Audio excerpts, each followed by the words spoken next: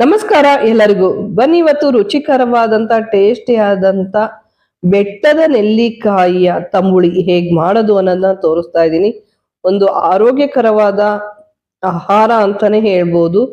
ನೋಡಿ, ಇವತ್ತು ಬೆಟ್ಟದ ನೆಲ್ಲಿಕಾಯಿಯ ತಂಬುಳಿ ಸಿಂಪಲ್ ಆಗಿ ಬೇಗನೆ ಮಾಡುವಂಥದ್ದು, ಹೆಚ್ಚಿಗೆ ಟೈಮ್ ತಗೊಳ್ಳೋದಿಲ್ಲ, ಏನಿಲ್ಲ.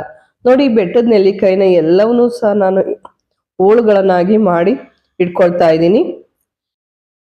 ಸಣ್ಣದಾಗಿ ಎಲ್ಲವೂ ಸಹ ಹೋಳುಗಳನ್ನಾಗಿ ಮಾಡಿದ ಮೇಲೆ ನಾವು ಒಂದು ಸಣ್ಣ ಜಾರನ್ನ ತಗೊಂಡು ಅದಕ್ಕೆ 2 ಸ್ಪೂನ್ ಕಾಯಿ, ಹಸಿ ಕಾಯಿ, ಹಾಗೆ ಒಂದು 5ರಿಂದ 6 ಕರಿಮೆಣಸು, ಬೆಟ್ಟದ ನೆಲ್ಲಿಕಾಯಿ, 2 ಸ್ಪೂನ್ ಜೀರಿಗೆ,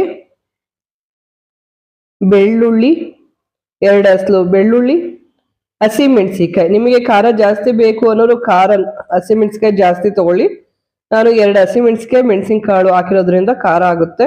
ಸಣ್ಣದಾಗಿ ನಯಸ್ಸಾಗಿ ಇದನ್ನ ರುಬ್ಬಿದ ಮೇಲೆ ಇದನ್ನ ನಾನು ಒಂದು ಪಾತ್ರೆಗೆ ಹಾಕ್ತಾ ಇದ್ದೀನಿ. ನೋಡಿ, ಒಂದು ಸ್ವಲ್ಪ ನೀರನ್ನು ಹಾಕೊಳ್ಳೋಣ. ಆಮೇಲೆ ಇದಕ್ಕೆ ನಾವು ಮಜ್ಜಿಗೆಯನ್ನ ಹಾಕೊಳ್ತಾ ಇದ್ದೀನಿ.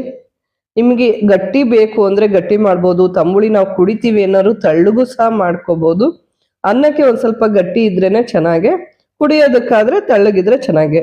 ನೋಡಿ, ಈಗ ರುಚಿಗೆ ತಕ್ಕಷ್ಟು ಉಪ್ಪನ್ನು ಹಾಕಿದ್ಮೇಲೆ ಇದಕ್ಕೆ ನಾವು ಒಗ್ಗರಣೆಯನ್ನ ಹಾಕೋಣ. 2ರಿಂದ 3 ಸ್ಪೂನ್ ಅಷ್ಟು ಎಣ್ಣೆ ಕಾದ ಮೇಲೆ 1 ಸ್ಪೂನ್ ಸಾಸಿವೆ, 1 ಸ್ಪೂನ್ ಜೀರಿಗೆ, 2 ಒಣಮೆಣಸಿಕಾಯಿ, ಹಾಗೆ ಕರ್ಬೇವು ಸೊಪ್ಪು ಇಷ್ಟನ್ನು ಹಾಕಿ ಒಗ್ಗರಣೆಯನ್ನ ರೆಡಿ ಮಾಡ್ಕೊಳ್ಳೋಣ. ನೆಕ್ಸ್ಟ್ ನಾವು ತಂಬುಳಿ ಮಾಡೋದಕ್ಕೆ ಏನೇನು ಹಾಕಿದ್ವೋ ಅದೇ ಪಾತ್ರೆಗೆ ನಾವು ಒಗ್ಗರಣೆಯನ್ನ ಹಾಕ್ತಾ ಇದ್ವಿ. ನೋಡಿ, ಇವಾಗ ಬೆಟ್ಟದ ನೆಲ್ಲಿಕಾಯಿಯ ತಂಬುಳಿ ಇವಾಗ ರೆಡಿಯಾಗಿದೆ.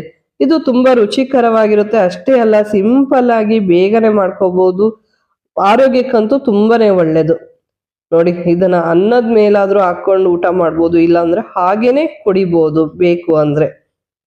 ಬೆಟ್ಟದ ನೆಲ್ಲಿಕಾಯಿಯ ತಂಬುಳಿ ಇವಾಗ ರೆಡಿಯಾಗಿದೆ.